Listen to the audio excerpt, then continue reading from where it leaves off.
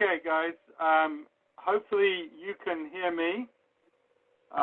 This is Michael Diamond. I'd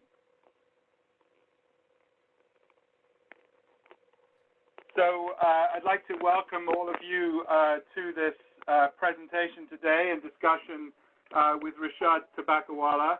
We're absolutely delighted that he can join us today. Rishad, as maybe many of you know, is one of the preeminent minds and business leaders in marketing. He's just recently finished up a stint with Publicis after many years, including time as their chief growth advisor, a member of the managing committee, and a strategic advisor. He has had a long and storied career, much of which went into informing the content of this book, this wonderful book that we're going to speak about this evening. And also someone hailed by magazines and his peers as an innovator, as a really sort of cutting-edge strategic thinker, someone who's caught trends and movements and at least helped us understand them as we've been living through them, and certainly someone I personally have followed and respected along the way. I should introduce myself and thank you too. My name is Michael Diamond, Academic Director of the Integrated Marketing and Communications Programs at the School of Professional Studies within its division of Programs of Business. And NYU SPS, as we like to call ourselves, has a long history of access and opportunity, along with probably being the premier place to get applied professional education. So it really is fitting that we're able to continue this event and be able to host Rishad and all of you, even though we weren't able to meet physically in person. A couple of other very quick notes about Rishad. I cannot forget to introduce him without also shouting out to his two daughters, both of whom are proud NYU alums. Ria is a very accomplished filmmaker, and Rohini, we're proud to say, is a graduate of our own Masters in Integrated Marketing. One of my students is now gainfully employed at Twitter, so we welcome them both back. I'm sure they've heard enough of their dad, but we are delighted they could join us and delighted to in their success. I also want to obviously wish all of you in these challenging times. We hope you're all safe and healthy. We know many of our students have joined the call tonight and are calling in or videoing in from places all around the world. So we certainly send you our very best. A little bit of housekeeping, and then I will turn it over to Rishad. If you want to ask questions, the very best way to do that is to put a question in the Q&A. You'll see a box. If you look in the center of your sort of panel, there's a little box, a button you can press on for Q&A. And if you enter questions in there, you'll be able to we'll see those questions. I will be keeping track of questions whilst Rishad is speaking, so don't be offended or troubled if you don't get instant answers. I want him to have his fullest time, and then as those questions come up, I will moderate a conversation afterwards. So without further ado, I want to warmly welcome Rishad Tobaccowala to our community, and I will pass the baton to him. Thank you very much. Thank you very much, Michael, and thank you everybody who has joined this webinar. I'm going to speak for about 30 minutes about some topics in my book, and then we are going to do, I guess, a fireside chat and also obviously open it up for questions. So hopefully this will be interactive. The book is basically called Restoring the Soul of Business, Staying Human in the Age of Data. And when I wrote the book, the publisher asked me, or the publishers I went to, who was this book for? And I basically said, everybody. And they said, you don't seem to understand marketing. You are supposed to have a target audience. And I said, no, this is for anybody who works with a computer and also has to work with people, which is usually pretty much everybody.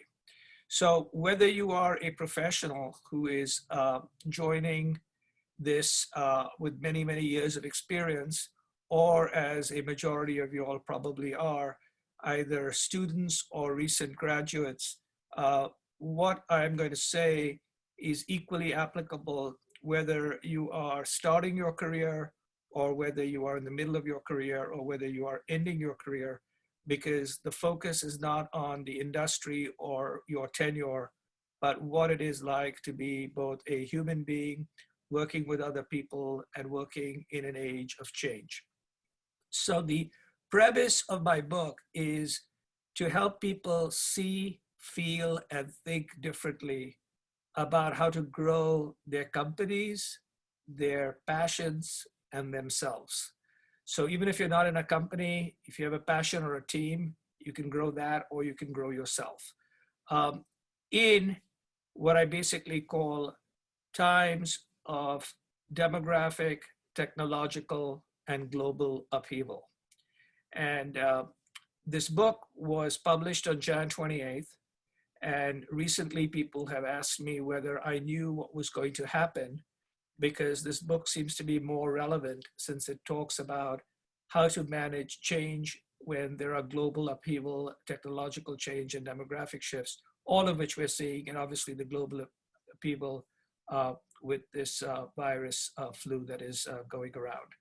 So let me begin by specifically explaining how I reinvented the book before I decided to write a book. So many of you all, whether you all are in business or whether you are students, obviously should ask one question, which is, what is success look like?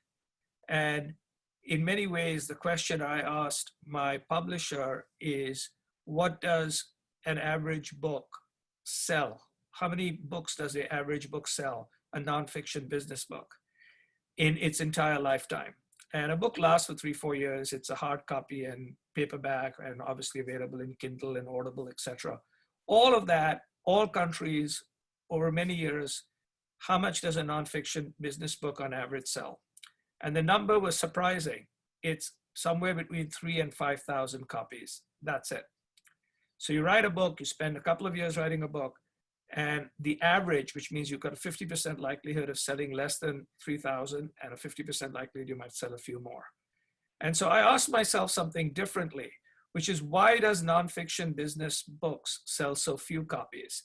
And how do I make sure that when I write one, I don't make the same mistakes? Because clearly, if you're only selling 3,000 copies in a lifetime over many years, it's probably not worth much. And as a result, I actually discovered 3 key things, which, as students, whether you are or alumni of professional studies or any marketers, they're somewhat obvious. First is, most nonfiction business books are written for the writer. They're not written for the reader.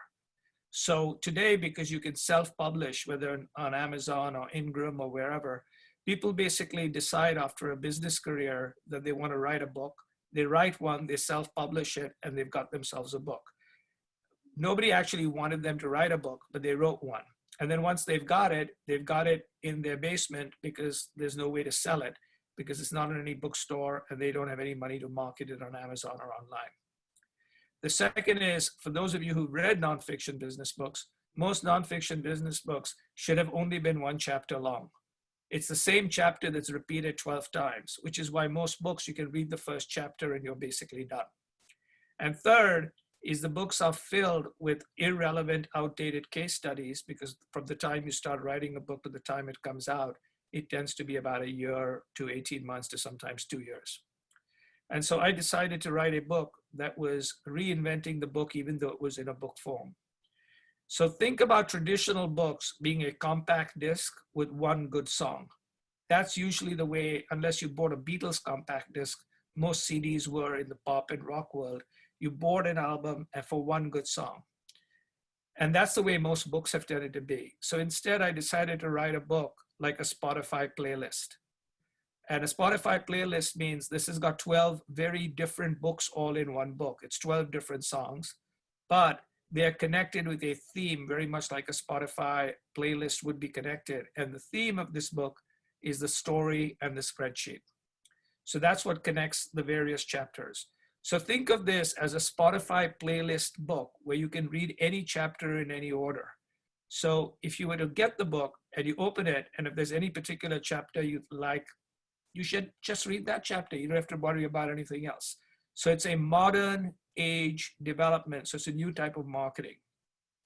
So that's the container of which is, while it is a book, think of it as a Spotify playlist of advice that you can decide which you want to read or listen to or see, or what you do not want to see or listen to.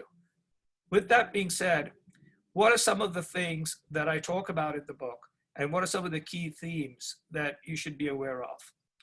So fundamentally, the book basically says that to be successful as a person in business, as a team, or as a company, you have to basically understand and appreciate data and math and analysis, a lot of which all of us are taught or get exposed to. But at the very same time, you also have to be very comfortable with storytelling, ideas, design, and people. You can't just run a business using what I call a spreadsheet. You also need a story. And if you only think today in a data-driven age, because we are talking about data and technology, that you can live with just a spreadsheet, you are very likely to be unsuccessful in the future as a person, and you're likely also to be very unsuccessful as a business. To give you an idea, many of you all, almost everybody flies airlines. Many of you all have had the opportunity to possibly fly on United and maybe fly on Southwest. Both of those are airlines. Both of them fly exactly the same planes. Most of the time it's a 737. That's usually what Southwest flies. They fly in and out of the same airports, and they have exactly the same rules because they can't make up their rules, because they could kill you if they decide to make up their own rules. So if you look at these two airlines, why is it that one of them, which is Southwest, has only 2% of its employees leave every year? Why does it have 60 consecutive quarters of profit, while the other airline, United, has major turnover and has often gone close to bankrupt? Why is that?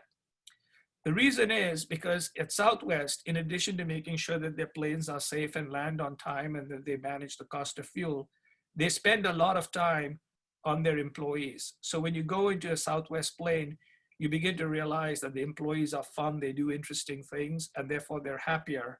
And the way they work is different, and therefore it's a more successful airline.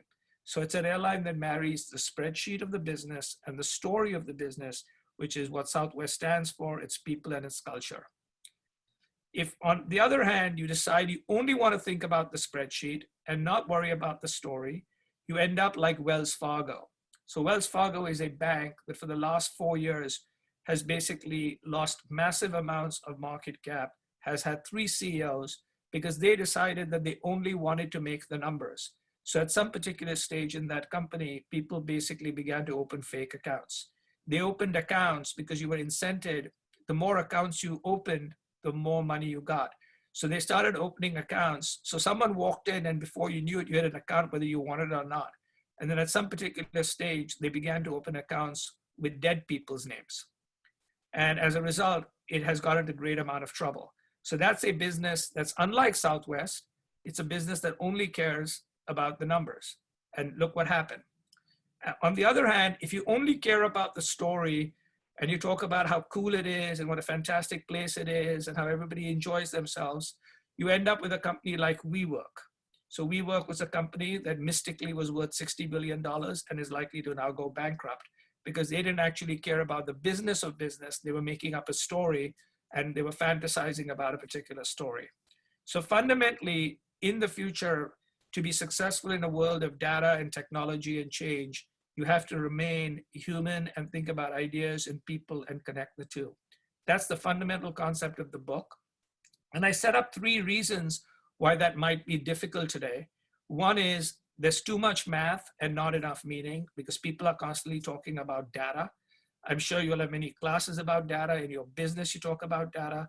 I believe data is extremely important, but the best way to think about data, unless you're in a few companies, you might be in one of the platform companies like a Facebook, a Twitter, a Google, their data is particularly important and it'll be a differentiating advantage in the long term, or like Amazon.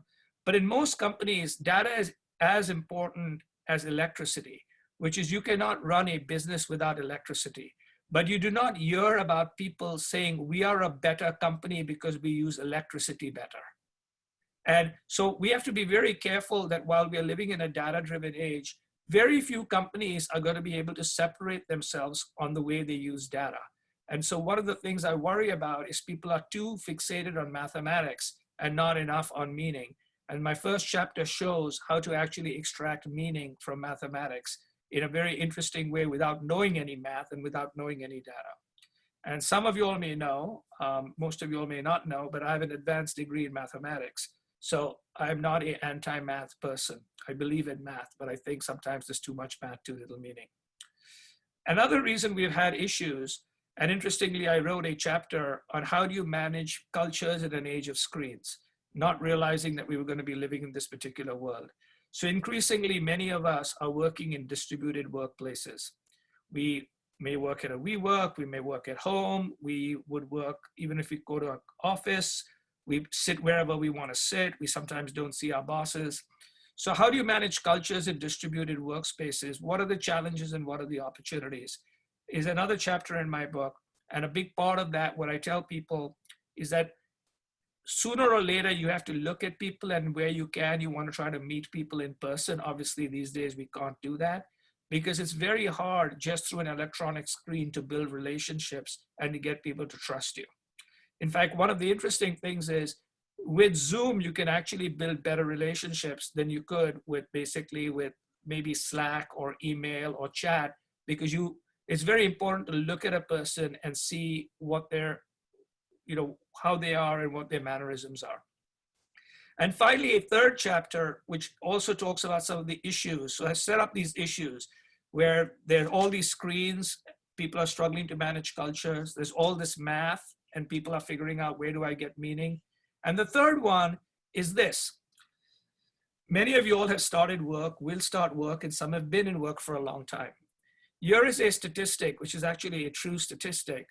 56% of people who work are disengaged at work. They just show up. They do the minimum necessary so they don't get fired, but that's not something that they're really passionate about. It's important for them to do to basically, get a paycheck. So 1 out of 2 people in the United States are not engaged at work. So why? And so a big part of it is because many people decide to do things because one of the things I was telling our daughters is because they live in other people's minds and not their own. They try to go into jobs. It might be consulting, it might be finance, it might be whatever, because either there's a lot of money there or people think it's very attractive and they can tell people in a bar, I work at this company. But that's not what they really want to do in the first place. And when time is the only thing you have, and sooner or later, regardless how old you are, you're going to die, it doesn't make sense working at a job where you're going to spend most of your life besides sleeping and not being happy. So one of the chapters basically is what jobs make people happy and what jobs don't. And interestingly, 3 things are very important for every job, which is not surprisingly money, fame, and power. People like money. We go to work for money. I would rather have more money than less money. So money is one. The other is fame, and the third is power. Now, when you're younger in your career, obviously you like the money. It's hard to get fame, but instead of fame, what you could basically get instead is recognition. So if your bosses recognize you, if your colleagues recognize you, that makes you happy. And the third is power. Again, if you're younger in your career, it's unlikely you'll have power, but maybe you'll have autonomy. Maybe you'll be able to make some decisions on how you do your work. Those 3 are very, very important. However, once you have some of those, people don't stay in jobs just because of fame, money, and power. What makes people very successful and makes them grow are 3 other things. And those are growth, purpose, and connections. So growth is, how do they grow their own skills? How do they grow themselves as people? How do they grow their responsibilities. So if you are paid a lot and given fame and power, but you find yourself not growing and completely stuck, you might not be happy. The other is purpose. Do you actually care about what you do and what your company does? You could make a lot of money, but you might be working for a tobacco company and you might basically not want to tell anybody because you think you're not working in the right kind of company. So purpose is the other one, purpose or meaning. And the last one is connections, which is how does it feel like to work for your boss? What are your colleagues like? Who are the people who work for you if you've got people working with you? And people hunger for connections. And one of the key things that I've discovered over the last 2-3 weeks, because I'm doing a lot of advising with lots of different companies and leadership, the thing that people are missing as they are sitting at home is they feel disconnected. So while we are connected with all this technology, people are finding themselves disconnected. People, human beings like being connected. So what does your environment of people around you look like in a company? And so initially, if you think about where we're basically going, let's figure out how to get meaning from math. Let's figure out how we manage distributed workspaces. And importantly, how do we get meaning at work? And in order to do that, I then, in the second section of my book, identify 7 things you can do, either if you are an employee or if you are a boss or whoever you are in this particular part of your career in life.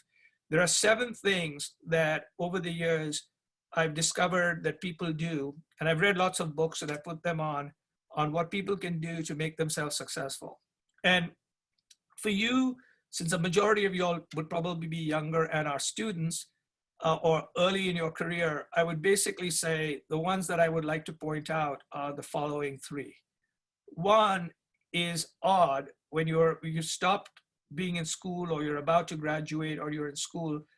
What I'm about to tell you will make you think that I'm actually in the pocket of your professors, but I'm not, which is how to upgrade your mental operating system.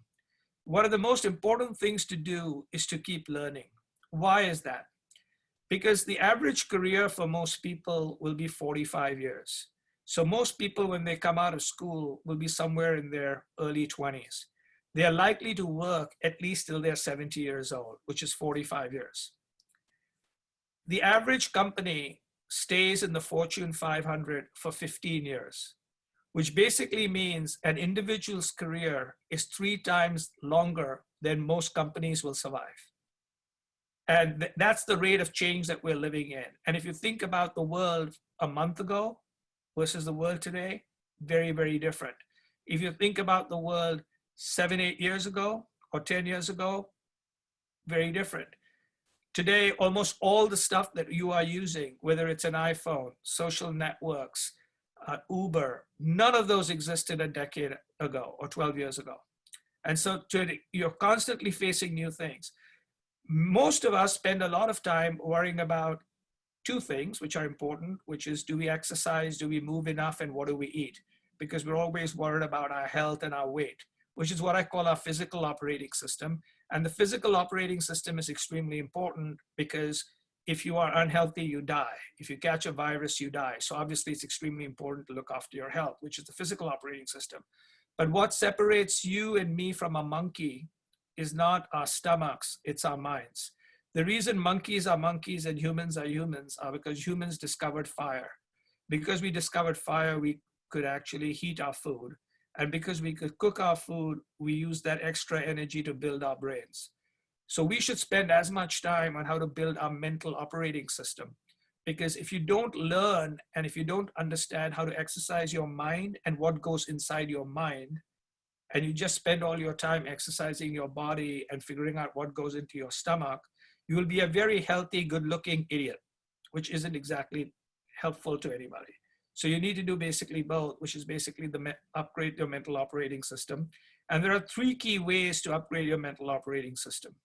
One is to spend an hour a day learning new things. That doesn't mean you have to read a book and go to a lecture, but take an hour to maybe do something new, learn something. The second is to build a case for the exact opposite of what you believe. So whenever you're arguing with someone, whether it's your boss, your boyfriend, your girlfriend, whatever, try to think about the exact opposite of what you believe and why that might be true. Because if you're not capable of building a case for the exact opposite of what you believe, how do you know you believe what you believe? You haven't even thought about the other side. And the third is, if you can, try to do one new thing every day. Now, this becomes a little bit more difficult when all of us are locked in. But what I'm doing is I'm watching a new movie every day. I'm trying to do something new every day because, in effect, you want to keep your mind going, which is so do one new thing, spend an hour a day learning, and try to build the case for the exact opposite of what you believe, because it'll make you not only a better person, it'll make you a better employee or a better boss, because you can understand what the other person's point of view is. So how to upgrade your mental operating system is one key thing that's important. The second one is to understand that change sucks. So a lot of people will tell you that change is good. And I will tell you that if change is good, why do they come and tell you to change? When someone comes and tells me to change, I basically tell them that I'm happy they should change. So it's kind of strange that supposedly change is good, but the people who come and tell you they want you to change. I actually believe change sucks, because change means you're learning new things. And you who are closer to being students know when you have a new course and you're learning something, it's hard and you make mistakes and you don't know what you're doing, or if you're learning how to bike for the first time or do whatever. So it's really, really, really difficult. So when someone says it's good for you, it's not believable. And in business, change is really hard. And so how do you deal with change? But I, for instance, have stayed in the same company, lived in the same city. My wife is someone I met when I was 12 years old. I hate change. But on the other hand, if you look at my background, I've been driving a lot of change. Why is that? Because while change sucks, irrelevance is even worse. And becoming irrelevant is horrible. And in today's world where it's changing continuously, if you don't understand that you need to change, but as you're changing, that the fact that you're struggling to and it's difficult is okay, it's very human. And the way you can make change happen, and way if you're senior management and you can get people to change, is incentivize change, reward change, show people how to change, give them education on changing, versus just saying change is good, change, otherwise you're going to lose your job.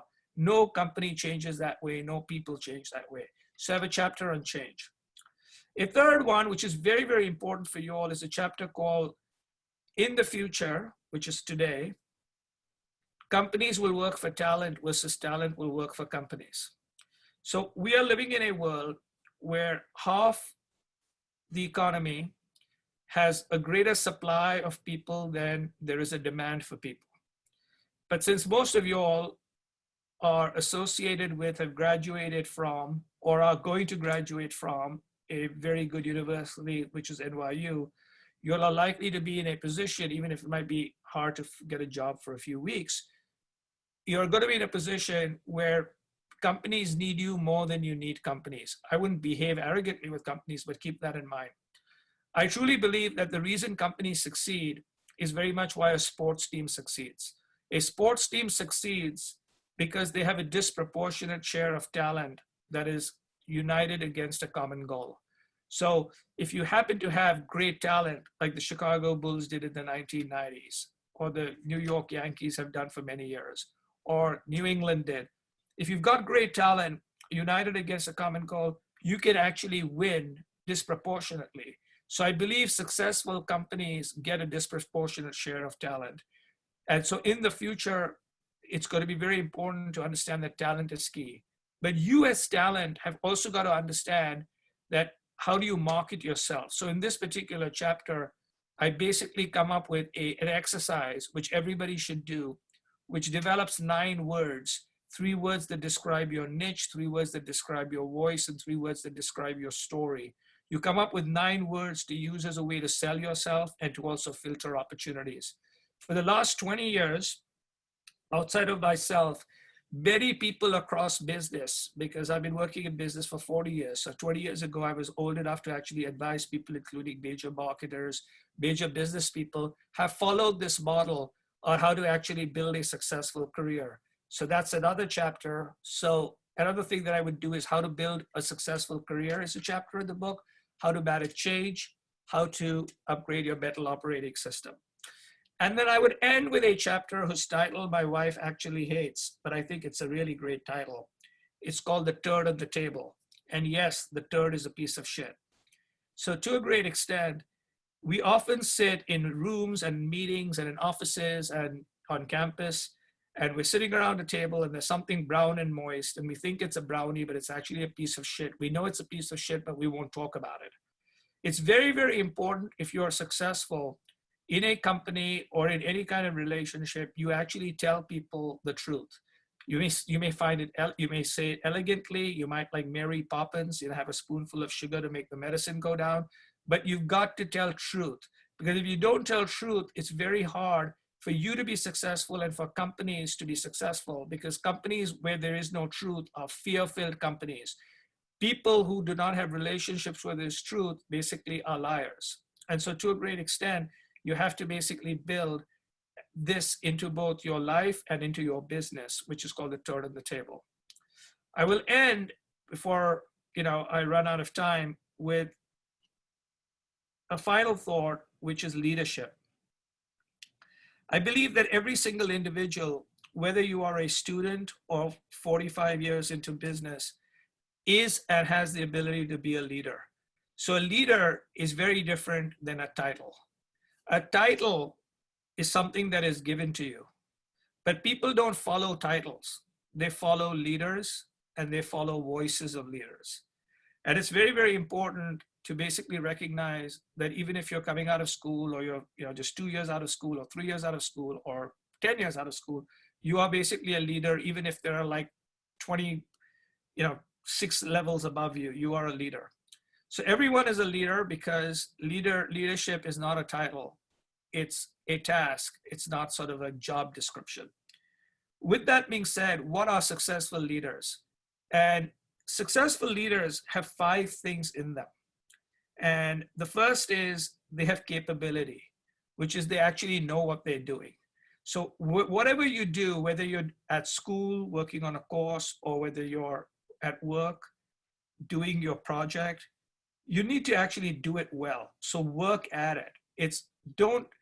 You cannot be not capable. If you want to basically be good, you have to be capable, which means practice, work hard, and learn. So leaders have to be capable. People don't follow incapable people. So that's number 1. But the 4 other characteristics of leaders, interestingly, are very left brain or right brain and very emotional. The second capability of a leader is integrity, which is, can you trust your boss? Can you trust the person who's talking to you? The third one is empathy. So empathy is basically, do you understand their point of view? So for instance, in business, I'm dealing with lots of people in business. And one of the things I'm telling them these days is, I know you're not working from home. This is not like working from home.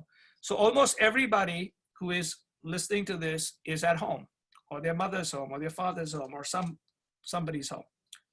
And so you could say, look, I'm working from home. This is not working from home. This is very, very different, because if you were working from home, it would be through choice. Most of us are basically quarantined. But more importantly, we are anxious because we're not just quarantined, we're anxious that we'll get sick, or we know people who'll get sick. We are fearful. So if you're a student, you're fearful whether you're going to get a job in this economy. If you have a job, you're fearful about whether your company will do well enough to keep you. And then you're uncertain, then you've got uncertainty. So if you're working from home, okay, at 5 o'clock you stop, or you're working from home for a month because you're looking after somebody or someone's sick. Here you don't know when it's going to end. Is it 6 weeks, 8 weeks, 10 weeks? You don't know. So the way I deal with people is I say, hey, I'm talking to you and you're not working at home. You're an anxious, fearful, uncertain person, which, by the way, is the same thing with me, which is a 4th characteristic of leaders, which is vulnerability. To basically say, I know what you're going through, but by the way, I have some of the same challenges. And finally, the 5th characteristic is inspiration, which is, regardless of the situation, people follow people who give them hope, not Pollyannish stuff. You give them the facts, but say, hey, this will get better. And so one way I explain to people who are now at home, and I say, we know that you are anxious, uncertain, fearful, and you're sitting at home for 8 to 12 weeks, and there are lots of challenges, but how about reframing this and thinking about it differently? And the way to think about it is, if there was no illness outside, if someone told you that you could work from home for 12 weeks, and you could do a whole bunch of stuff, you would actually think you could maybe reinvent your life. You could learn new things, you could learn new skills, you could pick up new behaviors. And I believe that this time, just like 2008, 2009, for those who were around, was called the Great Recession. I believe we are living through what I call the Great Reinvention. That in the next 90 days, many of us will reinvent ourselves. Companies will reinvent themselves and societies will reinvent themselves, because it takes about 90 days to form new habits, and we're going to be off for 90 days. And this is happening to every single person everywhere in the world, regardless of what your race is, regardless of where you live in the world, and regardless of whether you're rich or poor. And so this is the Great Reinvention. And one of the reasons why a lot of my books have become, I mean, my book was popular, but it's become particularly popular, is because at heart, it's about how to reinvent ourselves in changing times. And I'll open it up for questions.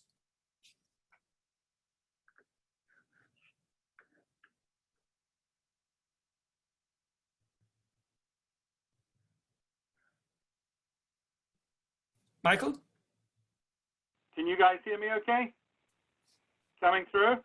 Coming through. All right, excellent. Well, Rishad, thank you very, very much.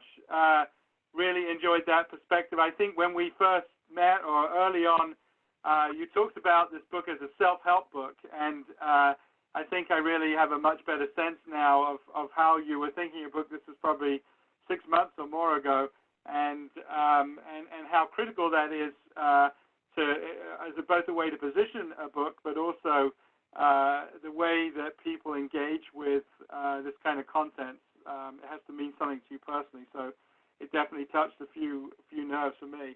I want to ask a couple of questions. We'll field some questions. I recognize a couple of questions in the Q&A, and we'll definitely hit both those. I think it kind of is hard to avoid the question, given the current times, Rishad, about whether your perception or have any of your views changed that you expressed in the books, or perhaps what areas of your thesis are amplified by what you've seen and heard in recent times with our response to coronavirus and COVID-19.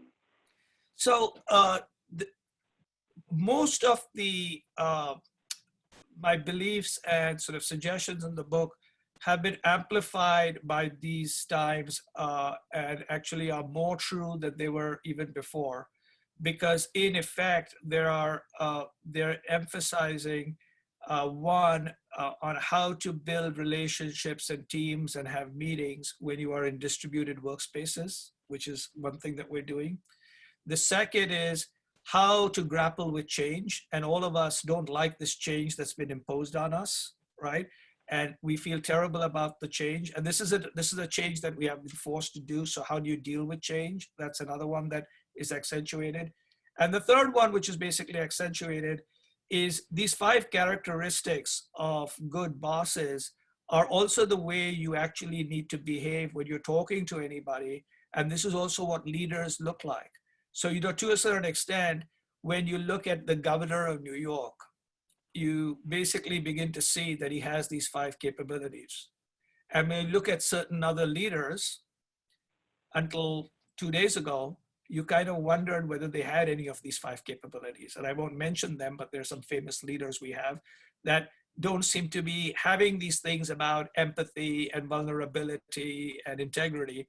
And then suddenly yesterday they had it, right? So what basically happens is, these things are, so people are saying, wait a second, this is even working under duress. So all of that makes sense. What is different?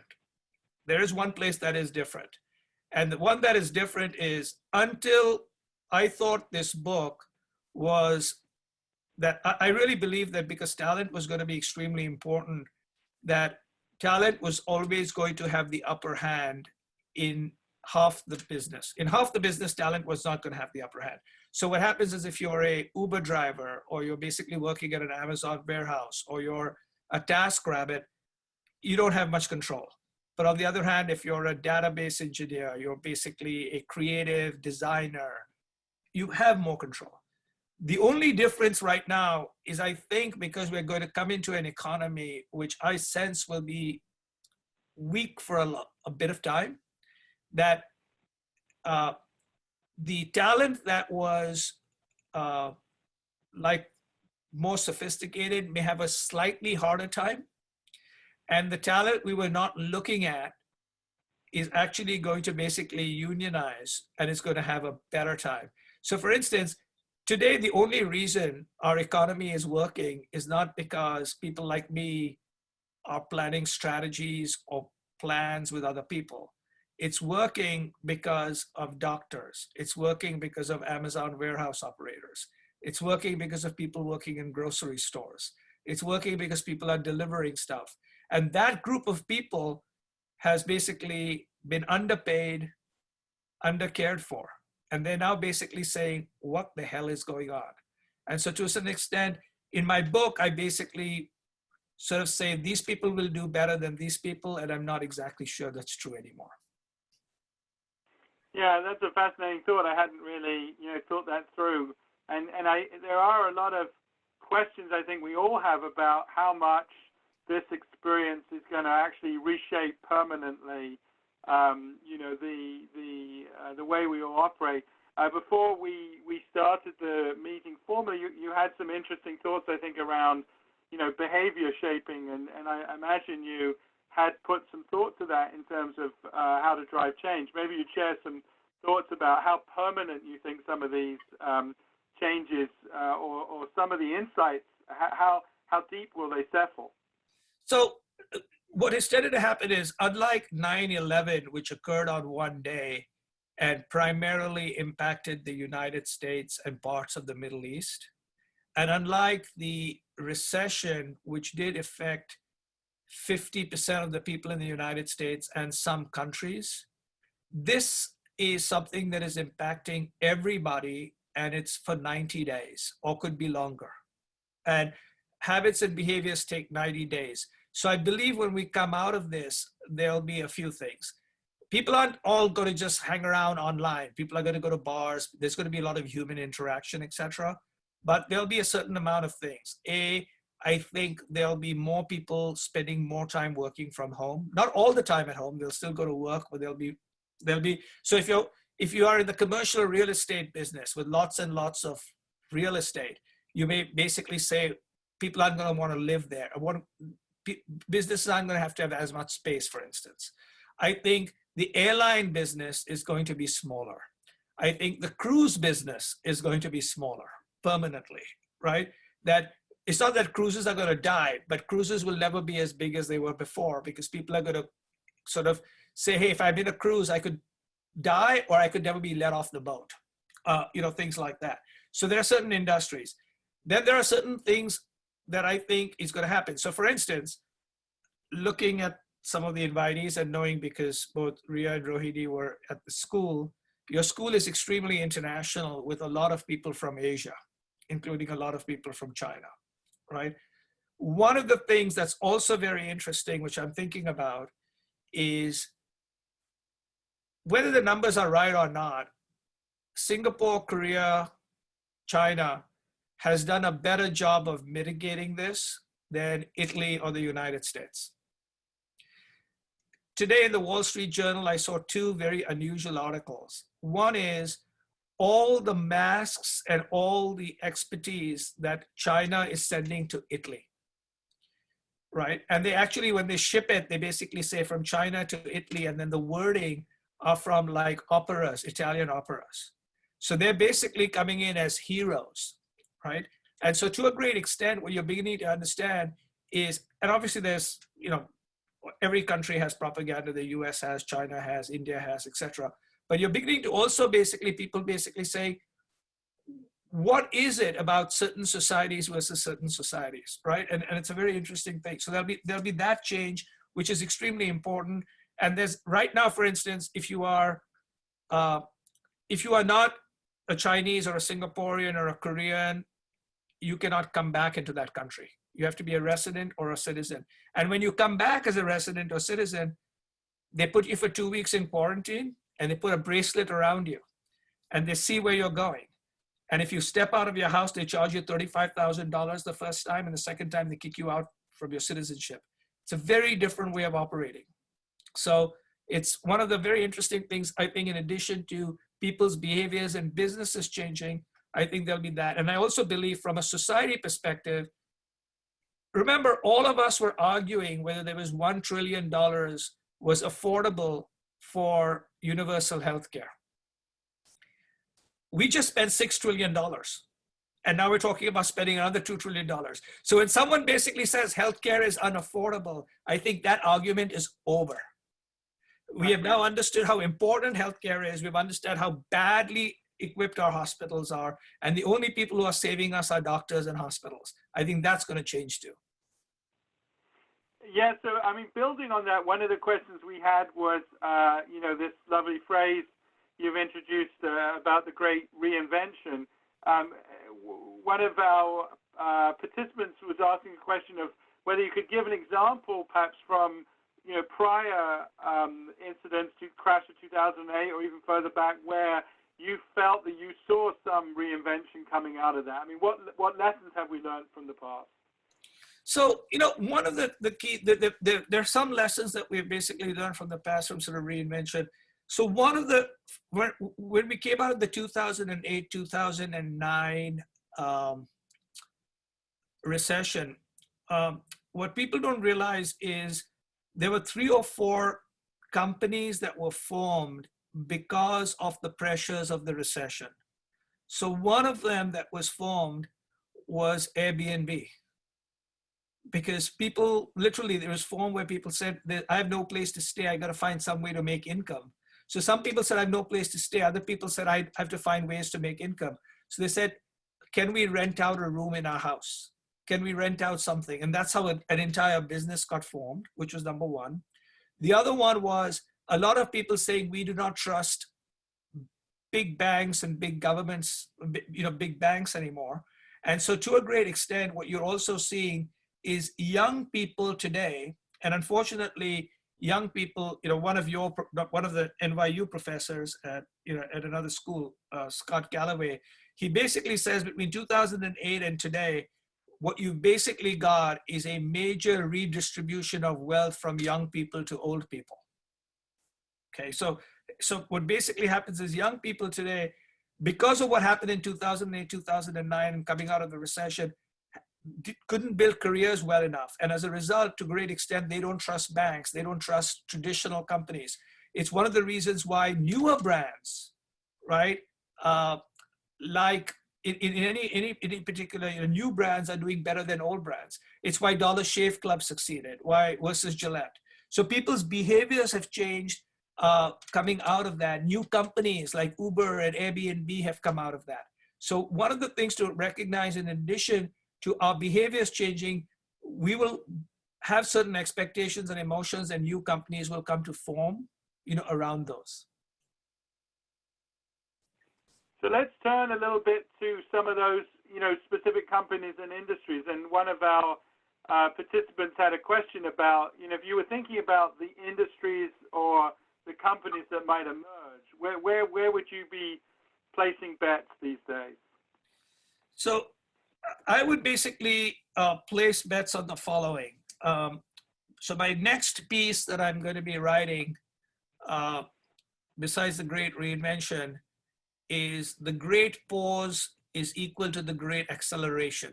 So that's sort of like an oxymoron, right? So the great pause equals to the great acceleration. So because we have paused everything, we have developed new behaviors. So to give you an idea, think about if you were a traditional newspaper, traditional magazine, or someone who did not have online sales. How does it feel right now? So I'm actually going to be consulting with a magazine company next week. And a big part I've basically told them is you've got to sort of understand that this shift to online that you'll be doing slowly has now accelerated. So when you come out of it, it's going to accelerate. This idea of working remotely is going to accelerate, right? Depending on online delivery is going to accelerate. So any business that doesn't have an online component significantly, it's an online and offline. I don't call them online and offline, but these blended companies are where the future is. A company that's only offline is going to be really, really hard. I'll give you an idea of how extreme this is. There is a watch company called Patek Philippe, and it's 175 years old. And in 175 years, it has refused to sell online. It has refused to allow its authorized dealers to sell online till day before yesterday. Okay, and they said 175 years we've held on, but the world has changed. We can't do it anymore. So we're going to do this partially. Now, we're going to let people do it now, but you can't take it back. You can't take it back. As I tell people, when a champagne cork comes out of the champagne bottle, it never fits back again. If you think about it, it never fits back again. When a mind expands, it never gets back to its original shape. The fact now that you could do this and now you're not doing this and you're telling me you're a marketing company, no, you have become basically a belligerent company. I don't like you anymore. So a key is all businesses that were hurt by digital and did not evolve into digital, this will accelerate their downfall. On the other hand, in many cases, it'll reinvent them because in effect, this will be a crisis that will force them to think differently, which is importantly. The other one is I do believe, and this is one of the reasons why my book isn't focused completely on it, but I do talk about it, and especially to the students who are coming out today or people who are in the first 5-6 years of your career. You have to basically recognize that this has accelerated what I believe is a company of one strategy. That every individual, I'm not talking be selfish, be lonely, be isolated, right? But you have to think of yourself as a company of one, which is how can you operate as a company of one and do not be highly, highly dependent on other companies because things are going to shift constantly. One of the examples I basically give, and that's, because as you mentioned, one of our daughters is in sort of the movie and TV business, is I think the future of everybody's career is like the movies. I'm not saying the future of people is to go work in the movies. They don't pay much, but unless you're a big star. But the key is think about the movies. So what I mean by the movie, for a movie, most of the employees, when people get together for a movie or a television show, are not at the studio. Studios have very few people. The people get together to make that television show or to make that particular movie. So they hire the best directors they can find, the best cinematographers, gaffers, etc. They come together, they make it happen, and then they go away, right? So your job is to try to be a very good director, a very good writer, a very good photographer, a very good caterer, because that's the future. And it's not just the movie business. The same thing happens in consulting companies. In consulting companies, once you spend 4 or 5 years there, you get known for certain skill sets and you get pegged into certain things. So what's going to be very important in this particular world is companies are going to try to have very flexible workforces. What companies are going to basically say is, I don't want lots and lots of fixed costs, because right now what a lot of companies are dealing with is they've got lots and lots of employees and fixed costs and all their revenue suddenly died, right? And they're going to say, oh my God. So what's going to happen is they're going to slim down. They're going to be forced to slim down. Unfortunately, millions of jobs are going to be lost and not coming back. Millions, right? Because this is going to go for at least 90 days, and many companies can't even furlough you for 90 days. They're just going to go. And so when companies become half the size, a third of the size, or 2/3 of the size, they're going to be very careful about how they add people in the future.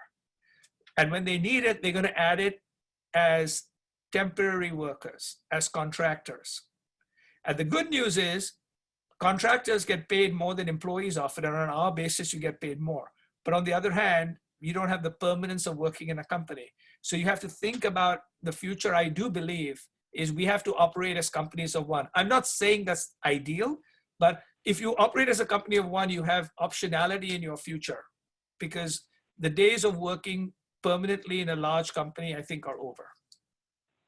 I think that's a great segue. Obviously, a lot on the mind and of concern to our students is this question of how do I get a job, etc.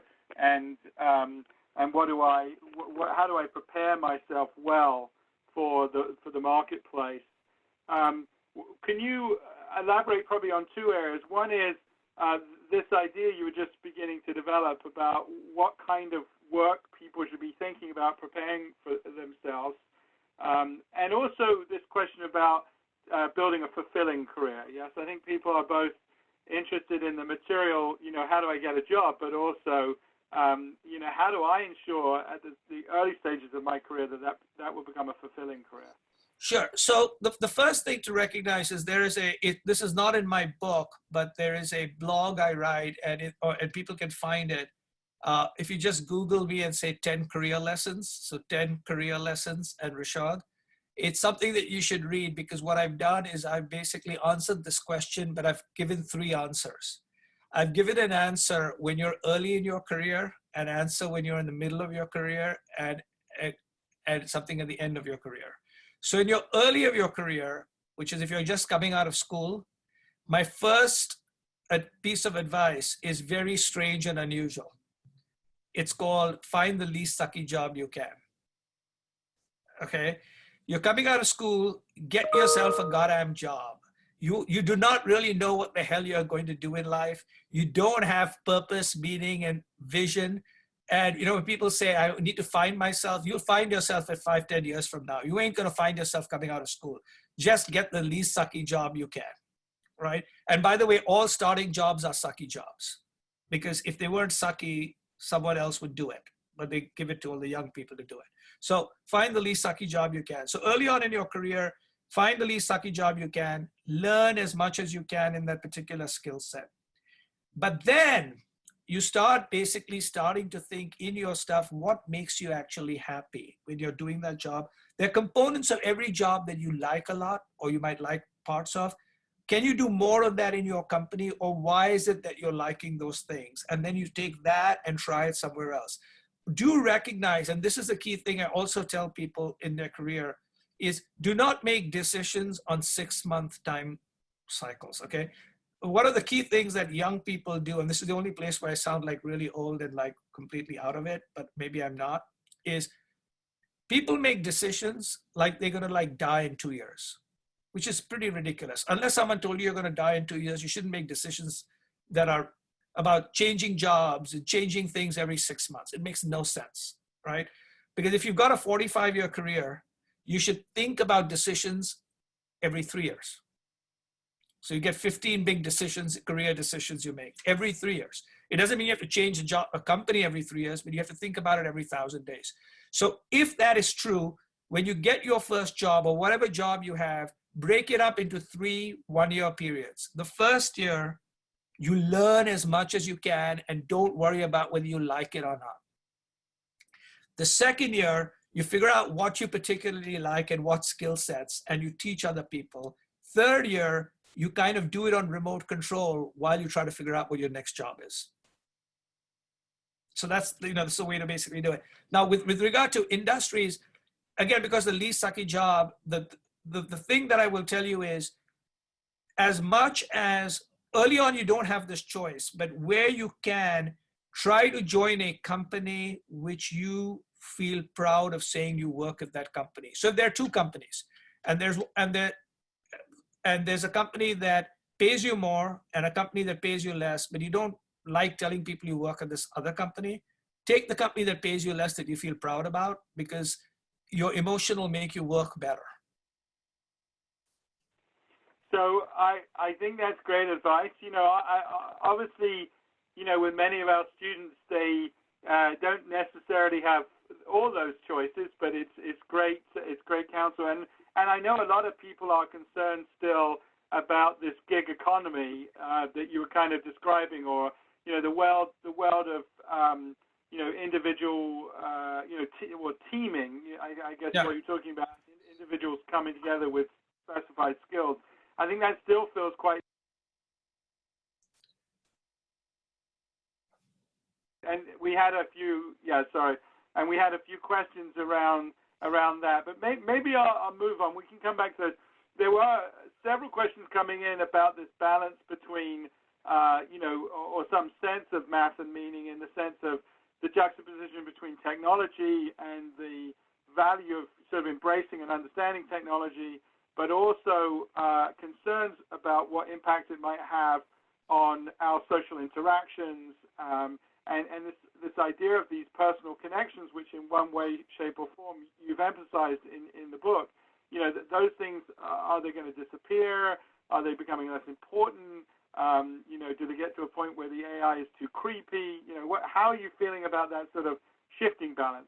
How does the pendulum swing?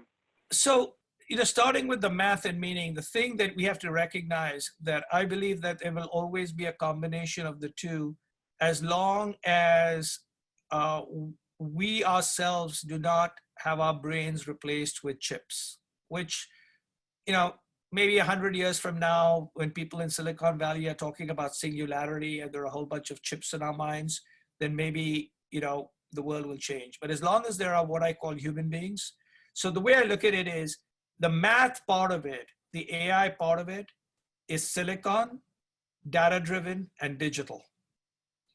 However, human beings are not silicon, we're analog, right? We are not, I mean, we're not silicon, we're basically carbon-based. We're not digital, we're analog. We're not data processing, we're feeling. And the way to think about it is this: we choose with our hearts and we use numbers to justify what we just did. And if that wasn't true, everybody should be driving a Toyota Camry and wearing a Swatch watch. Because the reality of it is, once you get to a Toyota Camry, anything else you pay for a car is a waste of money. Cars aren't much better. A Mercedes S-Class, which costs 4 times as much, is not 4 times better, right? Why would anybody basically buy Louis Vuitton or Hermes? Why not just buy a bag? Why do you want to buy a Rolex? Why don't you buy a Swatch, right? Why do you want to basically go to Whole Foods? Why don't you basically go to Dominic's? And it's again and again and again, every human being makes their decisions with their heart. And then they pull out data-based reasons why they just justified what they just did. So human beings are emotional. And as a result of that, I truly believe that they will use technology in different ways. And the way I think about it is this: there is a company which uses better AI than most companies, uses better technology than most companies, uses state-of-the-art everything in most companies, but happens to be a company where you see any of what they do, and you basically say they're a storytelling, emotional company. And that company is called Pixar, which is now a part of Disney. So any of you all who've basically seen the first 5 minutes of Up, or, you know, Toy Story or Incredibles, that's computer technology. It's AI, it's math, but run by whom? By people who tell stories, who have emotions, right? And so the whole idea, they're not separate, they're together. And without modern technology, Pixar wouldn't exist. And if, you know, Disney had to buy Pixar and then put Pixar people in charge because Disney forgot about how important technology was in the future of storytelling. And one of the things I tell folks is, if you like Breaking Bad, which was a great television show, watch Better Call Saul, which is the prequel, which came out later. And the reason it's better is because it's got the same talent 10 years later with modern, much better technology. So the filmmaking and everything else is so much more sophisticated. And so whether it's in storytelling, whether it's in business, whether it's anything else, anything that a machine can do, let the machine do. And then it lets the person add value. And I always tell people that this, you know, they always talk about how a computer beats the best chess player or the best Go player. What people don't tell you is the best chess player plus a machine beats any machine, right? And so think about all of these as not fighting with AI, fighting with technology, but using it enabled. But the other thing, which is the thing that you should watch for, is if your job is rote and is something that can be done by machines, try to do other jobs, because the machines do things that are anything that's repetitive or pattern finding, machines do it better than human beings do. And that includes whether you're a lawyer. So if you're a lawyer looking at an NDA, a machine can find it faster than you can, because once they know, because it's backward looking. So you want to try to do jobs that are forward looking. You want to try to do jobs which the answer is not clear. So when you deal with people, it's not clear. because people make machines go crazy because we aren't, I've always said a person in two different moods is more different than two different people. Machines don't know how to think about that. It's too weird. So do jobs where you have emotion, people, design, storytelling, aided by machines. Don't do a job that a machine can do, because machines are getting more and more sophisticated and they'll come for you. So you should work with versus against. Perfect. Yeah. I want to believe that, a lot of the things you emphasize, the sort of the empathetic elements of leadership, and sometimes we call them meta skills or soft skills, are ultimately the things that are going to distinguish us from the machines and are very hard to replicate. We want to switch a little bit and talk about some of the broader trends, perhaps. So we talked a little bit about how this is personal, and how you can help manage your career and think about your future as an emerging young professional. But there are some other trends some folks have wondered if you'd comment on. One is this notion of the tension between local and global, and whether you think there's something important to observe there in terms of, as a reaction perhaps to the globalization we all saw, and now a sort of concern about harvesting local foods, local culture. It's even got as specific as protecting local data, and there's sort of governance around data that can and can't move out of a country. So anything there to observe that, either fits the pattern of what you were writing back about or informed by this? Yeah, so I'll first basically talk a little bit about globalization and how it is unstoppable. And then I'll talk a little bit about the impact on local. But in this global local, there's been a lot of talk about how global is falling apart and the best of global has gone in the past. And my whole stuff is like people are lacking imagination and trying to understand what's going on. So I'll give you a sort of an idea. If you think about globalization as something that was invented by the United States and Europe, which is what it was, right? So globalization was a United States and European idea. And it was basically done to expand markets for their products and services. And in 1990, with China coming into the WTO and India having a balance of payments crisis, and therefore basically having to open up their economy, things began to change. And because of globalization, some good things happened. The biggest good thing that happened is 2 billion people came out of poverty. That's number one. Number two is you began to actually have better goods and services and choices all over the world. So if today somebody wanted to make an iPhone in the United States, it wouldn't cost $1,000, it would cost $2,000, if it even could be made in the United States, to give you an idea, right?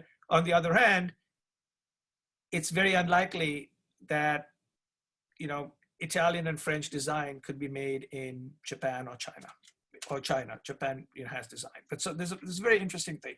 So one is globalization is, if you think about it as multipolar, so there'll be a Chinese flavor of it and an Indian flavor of it and a United States flavor of it. That's more likely than it being a United States and European flavor. So what's basically beginning to happen, the backlash against globalization is primarily happening in the West. It's happening in Britain that wants to have Brexit and want to become sheep growers, right? In the United States, the downside of globalization has affected Midwest. It's affected people who work in factories, and they've lost jobs, and you've got this opioid crisis and a whole bunch of other things. And to a great extent, those are real issues that need to be faced, and those are leadership issues and changing issues. But it's impossible to put globalization back for one reason. The other one is think about also globalization from a demographic change perspective. So in the United States, you see it at NYU, okay? And you don't see it at NYU just because NYU is in New York. Under 18 years old today in the United States is Caucasian minority. The entire United States. So not like, okay, NYU is crazy global city, NYU's got a lot of Asian people. No. Under 18, the entire United States is basically Caucasian minority. So when and I tell people, if you don't like the way I look, you want to kill everybody under 18. right? Here's the other stuff. The people who are coming into the United States are not basically Mexicans coming into the US. Actually, they're more Mexicans going back to Mexico. The people who are coming from the border are people basically from Honduras and Ecuador who basically are being shot at. And no wall is going to shot. If there's a bullet in one plane and a wall in the front, I'm jumping over the wall if there's a wall there. But interestingly, the people who are coming are basically people from Asia, and we're coming from 32,000 feet high. It's called an airplane. And if you thought globalization could be stopped, what are we living today? There was somebody supposedly in China ate something that was bitten by a bat, and the whole world has come to a stop 4 months later. No wall could stop it. No tweet could stop it, right? We are living in an interconnected global world, whether we like it or not. The internet is global, everything is global, it's global. But now there are downsides of global, and for which you have to think about local. And what begins to basically happen is if you have a world where today people can be lynched in India because somebody put something on WhatsApp, but WhatsApp is basically controlled out of Menlo Park in California, the Indian government says, what the hell is going on, right? And so the Indian government is now trying to do what the Chinese government is doing, which is, why don't we have our Alibabas and Baidus and, and Tencents? So part of it is the modern world. What is tended to happen is the modern world has become global because of the internet, but society, rules, and law are still local. So the problem isn't local versus global. It's we have to have a different type of local for a new type of global. And so global is the world of the internet. Global is the world of Zoom. Global is the world that the Russians can affect the United States election. And so those are the things that we have to basically think about to a great extent. The other thing that we have to also think about is part of what is going on in this world is human beings like some form of control, and this feels like things are out of control, right? That not only is my company in trouble, I lose my job, who the hell is this person? I don't understand what my locality looks like. Everybody look like me, now everybody looks like crazy. What's going on, right? So for that, you have to basically understand that those things are also very important, because what people eventually, global is a concept and an idea and an economy. Local is home, your neighborhood, and where you live, right? And so we have to focus on local from a human perspective, and we have to focus on global from a data and digital perspective. So I think the spreadsheet is global, the story is local. That's we've got lots of tweetable quotes here, Rishad. So we don't want to steal your thunder, but hopefully someone will tweet these out. That's fabulous. I love that. The spreadsheet is global. So I want to push this. A lot of students obviously really picking up some of these themes in the Q&A, and also trying to sort of get us down to brass tacks. These are many of us as young professionals ourselves at one point, perhaps try to practice empathy and try to sort of see the softer side or bring some of that, meaning to our work, but felt kind of pushed down by people who were just super numbers focused or very direct results focused. So any counsel for people, as you're navigating, obviously recognizing the power balance when you start a new job, how can you start to live and, live and not preach, but, disseminate this knowledge? How do you manage up in a way that reflects your thinking about this? So there are two ways to manage up, which is important. One way of managing, one set of things of managing up is to try to understand why your boss or bosses are behaving the way they do. Okay. And as someone who is senior, let me tell you that many of us are clueless. Okay. And we have to be educated, but some of us are very defensive when we get educated. So you have to educate us gently. But first you got to figure out like what we don't know and why we think the way we do. So I'll give you sort of a perspective. I spent a lot of time with senior management in lots of companies, and because I'm now older and established, I can actually say stuff that I would not suggest if you're young in your career to say, because I can you know, if, it's hard for them to kick me out. This is that way. But and they'll ask me to come and talk to them, so they can't kick me out once I start speaking. But the thing that you've got to recognize is most people in middle management did not grow up with the following three key things. They did not grow up with the internet, but they definitely did not grow up with social media, right? They may have grown up with some search, but probably not with social media. They did not grow up with phones being the primary way of engaging. So they basically grew up in prehistoric times, right? So one is they behave differently. They behave differently. Even myself, who's supposed to be like sort of digital, turns sometimes into old analog behaviors because that's how I grew up. So one is try to understand where they're coming from versus like they suck. They're coming from someplace. So that's one place that we have struggled with. The second one is they also grew up in a world where authority mattered and there were fewer jobs, then there were very few opportunities relative to the number of people who were looking for jobs. And so they learned how to be patient, they learned how to bite their tongue, and they thought they were lucky. And as a result, when you don't bite your tongue and you are not patient, they think you're arrogant, spoiled brats, which you are not. Okay, but you know, it's the way you basically think. Like, I worked hard, I struggled, I did all kinds of stuff, and who the hell are you? Which is like, third is in many ways, they do not know the information you know, okay?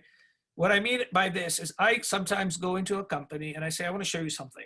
And they say, what do you want me to show? So I said, please show me internet. So I go onto the internet and I say, let me show you how your employees are talking about you.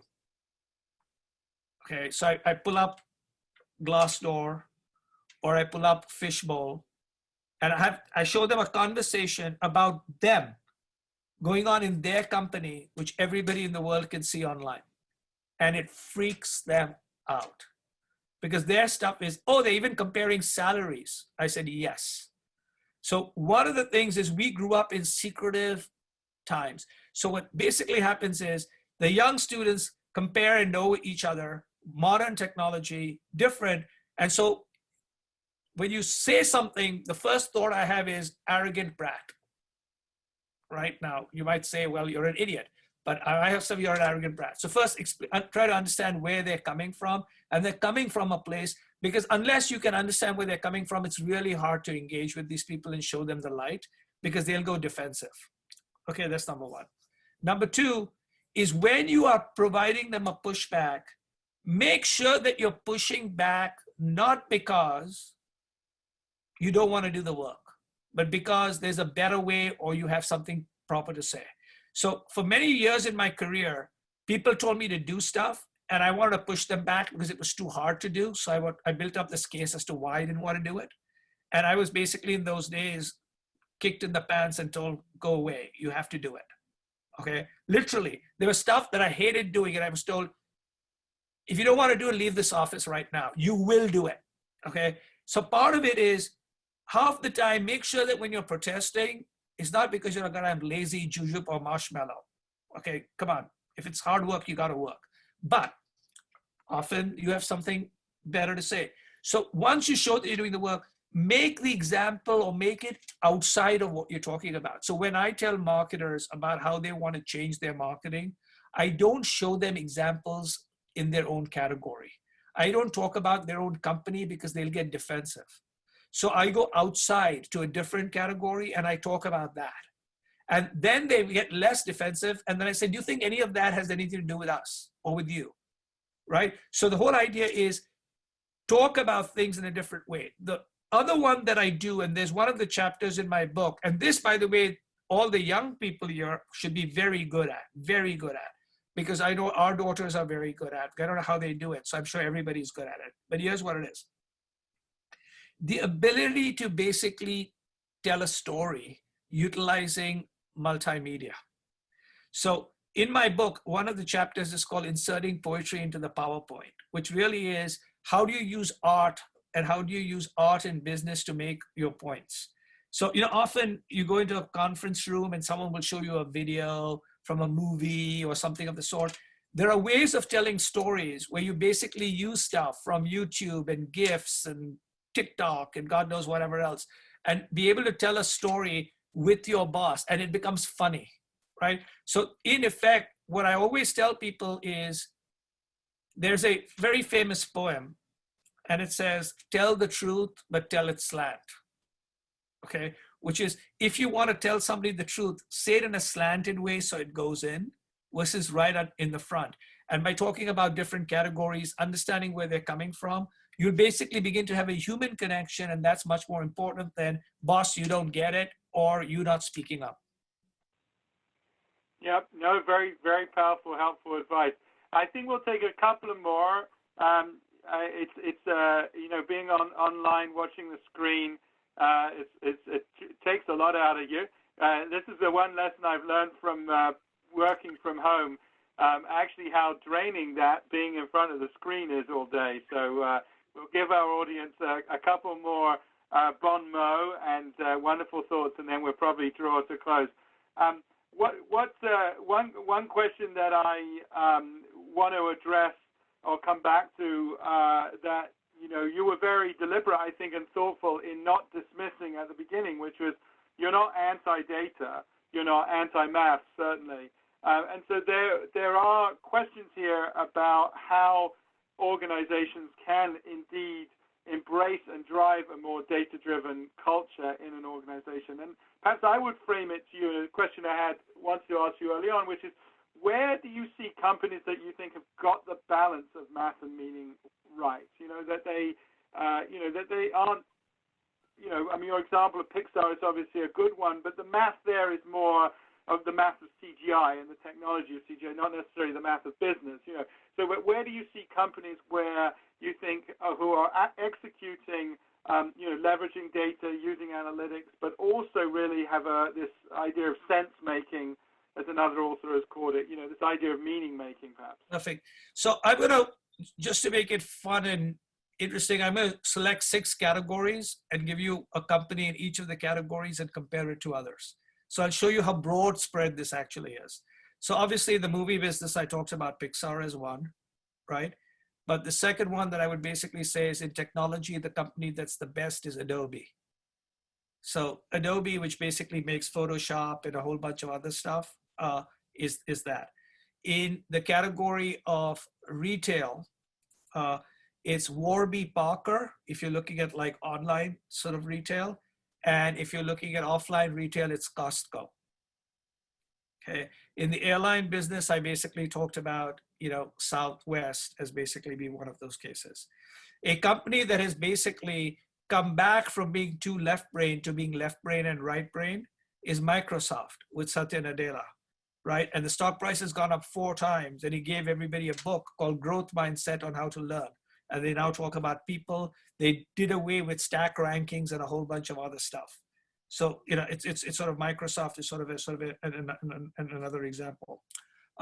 In the world of food, right? If you had money and you put money into Google stock or Apple stock or Facebook stock 10 years ago, none of those would have done as well as if you had actually bought stock in Domino's Pizza. Okay, so Domino's Pizza has been the most successful company over the last 10 years, with the exception of Netflix and stock rise, because they actually did math and meaning. And the first thing they did was they basically said, our pizza sucks. But then they decided they weren't a pizza company, they were a delivery and logistics company. And they've done some incredibly and amazing things there. So category after category, there are companies that are utilizing amazing technology and storytelling and putting it together. And usually if you look at a company whose stock price has done well over 3 years, you'll find that they're actually combining the two. Excellent. I like that. That's good category choices, and definitely a surprising entry from Domino's. Now I feel a bit ashamed that I'm shunning Domino's these days. But All right. I want to ask one, perhaps last question. I'll do a quick scan as you answer this to see if there are any other ones. But you had provided sort of an interesting analysis. I think tied a few things together about where you're talking about sort of contract workers, gig economy, building this flexible, agile workforce. And I think in there were both some sort of new ideas and some ideas that we've heard a bit before. And so folks are interested to see, how do you see that world evolving? And I would sort of perhaps give it a little edge, which is arguably what this recent incident that we're living through now has taught us is kind of how fragile some of those jobs in the gig economy can be. And I think that's probably given a lot of people, not just our students, but many professionals, some concern about moving in that direction, being an independent operator, even a talented and expert one, rather than the more traditional path with a big company with a salary, etc. So how do you see that that agile, flexible workforce developing? So to me, it's a and versus a or question. So what I would do is early on, if you can, try to spend your first 5 to 10 years definitely inside a company, whether it's small or medium or large, but inside a company. And there are two reasons you want to do that, because only when you're surrounded with other people will you learn. But the other is you'll also get credibility, because it's very hard to just say, okay, I'm cool, I've come out of school. Okay, it doesn't work that way. So you got to spend 5 to 10 years doing that regardless. But then if you're lucky, like I was, for instance, you can do both. So what I started doing was I started specializing and building a brand for myself in the company, right, while staying in the company. So what tended to basically happen is I developed a specialty on future change and innovation at a world-class level, but in the company. But I knew that if they kicked me out, which they did not kick me out, I would have that going for me. But I made sure that I only worked for the company when doing it. So it was a loyalty to the company combined with a loyalty to my skill set, not a personal loyalty, but loyalty to my skill set, which allowed me then to evolve like I have today, which is very important. So but when you're working inside a company, you want to very quickly, after 7, 8 years, start building a specialty and building a brand. And there is, in my book, there's an entire section on how to build a personal brand and how you have to irrigate it. Because often what people do is they stop thinking and they stop doing stuff. So I'll give you a very simple example.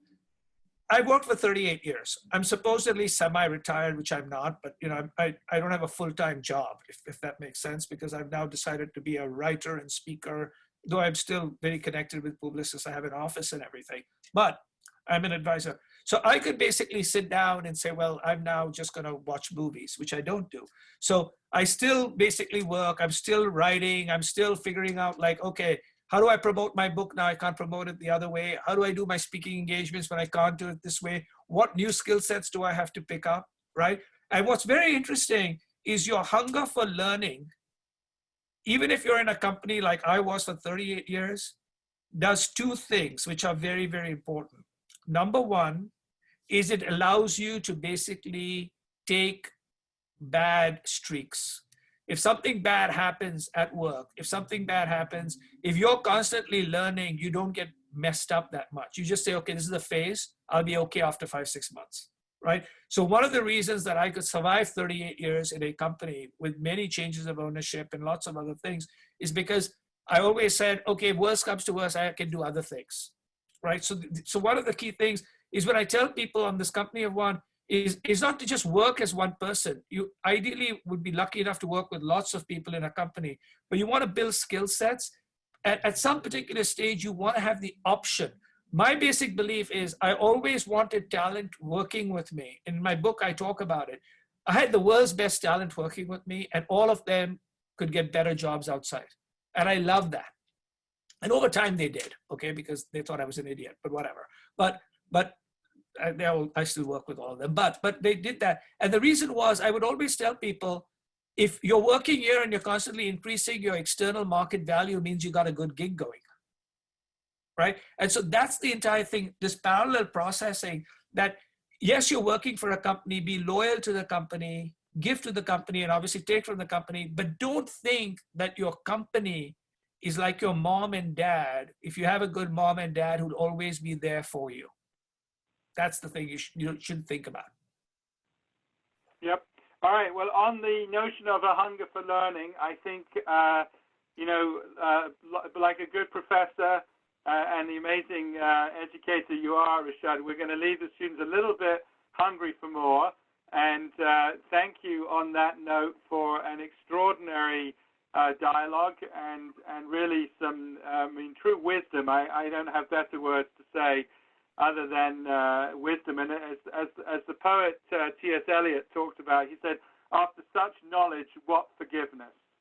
And so I want to thank you for all of that. And hopefully you're not getting kicked out here. I see screens changing and moving. But Rishad, I want to thank you very, very much for your time with us today. And I will invite you to come back and address us in better times and in person. And thank you so much for being with us. Perfect. And hopefully people can go buy my book and tell their friends to buy their books, etc. Yes, I'm sorry. I think that's why Julie's putting it up on the screen here. Right. I apologize. Yes, Amazon.com is your best place to buy this wonderful book. And all you have to do is type in Rishad, R-I-S-H-A-D, and it's search optimized to show up. Perfect. And we wish you the best. And Priya and Rohini made it through. We wish them both our very best as well. Thank you very much. Bye-bye. Thanks very much. Have a good night, everyone.